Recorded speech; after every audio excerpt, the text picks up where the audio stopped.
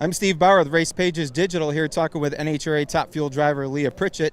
And when you're not driving a dragster, you have a little bit of fun in a door car here. Oh, absolutely. So driving the Dodge Mopar top fuel dragster for Don Schumacher Racing with E3. On the other side of the grandstands, I'd guess you say, I get to drive this 2019 Dodge drag pack for Mopar and Dodge as well with E3. So two totally different worlds. What a lot of people maybe don't know is that the Samtech Factory Series is at 8 races this year at the 24 national events of the NHRA, but we of course right now are starting off our season with NMCA here in Bradenton. And you had a great season last year in NHRA Factory Showdown. We had a fantastic season. We also had a roller coaster of a season. We started 2018 right here. Like I literally think it was this exact same pit area that we were in, and we were working out some of the bugs that we had, and throughout the year we were able to chip away and find a little bit more horsepower. And I'll tell you one thing that we never had to worry about were our E3 plugs. We started running them at the beginning of the season, testing them, and had 0 failures. We're able to actually help with our tune throughout the season when we had some data problems. And of course those last 3 races we just came in and charged hard and won those 3 in a row, including the US Nationals, and took home the World Championship. Don't have a ring for it yet, and it doesn't matter if it's a Top Fuel World Championship ring that you get, or factory stock or Top Sportsman, it doesn't matter. It is an NHRA World Championship, and that's what we earned in this entire SRT and Dodge and Don Schumacher and E3 team were able to pull out. So it's a new season though. And you were able to run the E3 spark plugs in both cars, right? Absolutely. So this is a 2-car team here in factory stock, but when you're talking about the top fuel car, absolutely. We got all 16 of those plugs in there. We got plug wires too, and we are excited. Like I'll tell you what, when I see my crew chief Tata Kahara get excited about being able to have that extra small amount of power sooner than anybody else when we ramp up ours, it gets me excited because he's not a guy of a lot of emotion. If spark plugs can give him happiness, like I'm all about it, and we're looking for more wins this year in Top Fuel as well. So I feel good. And if you can, talk a little bit about the differences between driving a dragster versus a Dodge Mopar drag pack. I really don't think there could be a whole lot more different.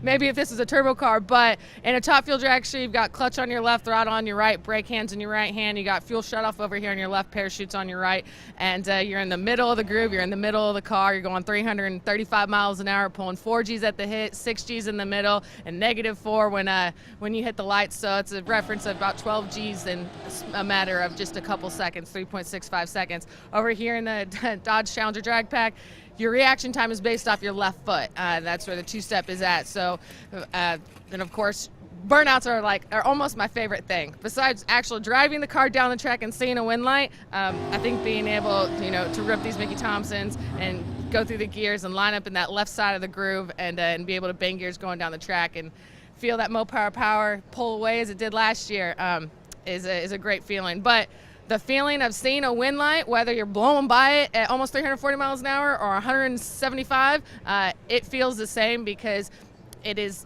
what it is. It's a demonstration of everybody's hard work, and you're that person that crossed that finish line first and put it on, and there's no better feeling, and that's why we're here. And honestly, that's why there's gold in the car right here, because that's the gold standard, and that's what we feel like we've been able to put together. And speaking of the gold on the car, we have a new livery courtesy of a contest with Hoonigan. That's right. So last year we thought it'd be fun for the fans to vote what we look like, get them a little bit more integrated, and they chose what we looked like last year, and you know what? They said let's do it again. So we had a black and gold edition, and then we had this red and gold one, and you guys clearly see that the fans, they voted, and here is what we have. This is the debut. So thank you to everybody that voted. It was really close. I know I'm going to get a lot of flack from a lot of fans that the murdered out edition didn't make it, but hey man, we got to listen to the people, and I think it looks really good. I'm not going to really hold anything back here.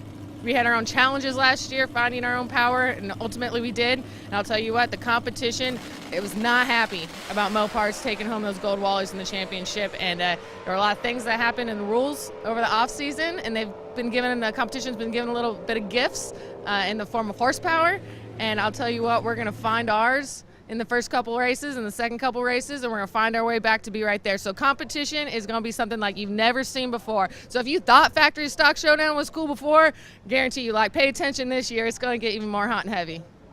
This is Steve Baur with Race Pages Digital.